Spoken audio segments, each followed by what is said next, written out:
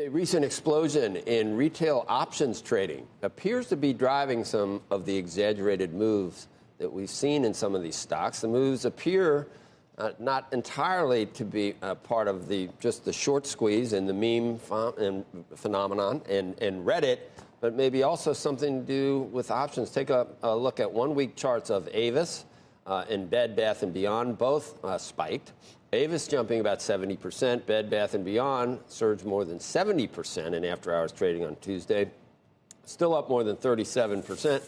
And even a chart of Tesla from last week when it joined the $1 trillion club still shows a 33% jump. For more on this now, we're joined by Gunjan Banerjee, a markets reporter at the Wall Street Journal's Money and Investing team, as well as a CNBC contributor. J.J. Kinahan, chief market strategist at TD Ameritrade. And you're well suited to this discussion, Gunjan. You have written about options extensively, and I intro the segment by saying, I get it, but I used to be in that business, actually, retail stock. It's always sort of been the tail wagging the dog when you see the underlying stock move based on what's happening from options. That's not what really is supposed to be going on. Options are very effective in doing a lot of things, but they're supposed to be based on the underlying stock. The option itself and activity there isn't supposed to dictate a tripling of the underlying shares. That seems like there's something amiss and maybe too much money around, or someone's gaming the system. I mean, what a wild year. As you pointed out, options have just exploded in popularity over the past year, and retail investors seem to be driving the surge. It does seem like at several points over the past year, it has been the tail wagging the dog, particularly in some of these smaller stocks. But I will say that's not always the case. And this week, traders told me that with Avis, for example, it seemed to be more like poor liquidity and some short covering driving this move higher or exacerbating this move higher than simply the tail wagging the dog, though that has been the case at several points over the past year, like with Tesla last year and some of these other retail favorites.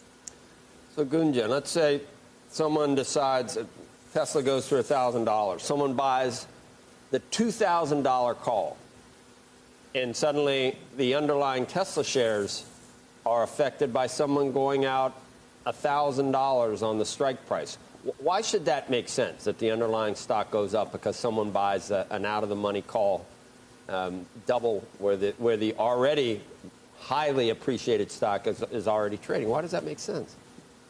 First, how wild is that, right? And that's what I saw in the market yesterday. While Tesla was trading around $1,200, already up significantly this year, traders were eyeing the $2,000 calls and making these incredibly levered, aggressive, bullish bets on Tesla.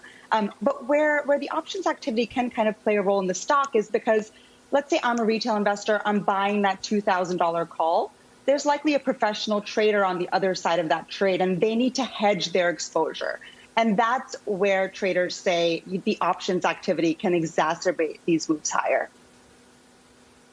Kinahan, I remember it was other people's money, but I can remember selling naked calls and puts. I guess that's a naked straddle, which sounds, I don't even know if I can say that anymore. But I used to do that, sell S&P, sell the call, S&P, sell the put. You could take in a huge premium, and a month later, a lot of times it would just close where it was, the S&P. But if you got caught short on the call side of things, your risk is unlimited. So I guess, does that explain it, that people that are selling the calls need to hedge their risk? Well, there's a lot in what you're saying there. So first of all, yes, market makers absolutely, having been one for 21 years, you absolutely always want to hedge when you sell calls. They have something called delta that shows theoretically how much they should move. You want to hedge that movement risk. Most market makers make their money in volatility moves, not necessarily movement of the stock back and forth. So they want to hedge that risk as much as possible. The $2,000 call is something that's so far out of the money. The market maker's hedging that. There's going to have to be a huge customer on the other side to move the stock, which is most likely not retail. I think one of the things is, yes, retail traders are trading options more than they ever have. They're also participating in education more than they ever have, which I think is a really important part of that. But one thing I would also say, Joe, is what are retail traders great at? And that is managing limited capital. as you know, having been in the business, when you're trading as a professional, you don't often think about the amount of capital you have to trade with. Retail traders have to keep that in mind all the time because theirs is so limited. So when they go into some of these, they go in because, yes, you look at something like Tesla trading over $1,200, about $1,220.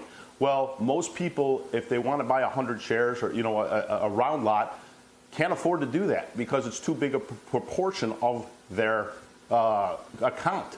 So what do? They may go buy an out-of-the-money call or an at-the-money call, which if you go out to November expiration in a couple of weeks is $70. The bigger difference is that by doing that, they're defining their risk. Because if I look at a Tesla move out that far, and sorry, I'm looking at my platform really quick, the implied move is $178. It's a 1 standard deviation move. Most people don't have the stomach for that. So by buying calls up front, yes, everyone, to your point, it's not necessarily how the market was designed to work, but what I do like is when people wanted to define their risk up front, and that makes a lot of sense for most retail traders.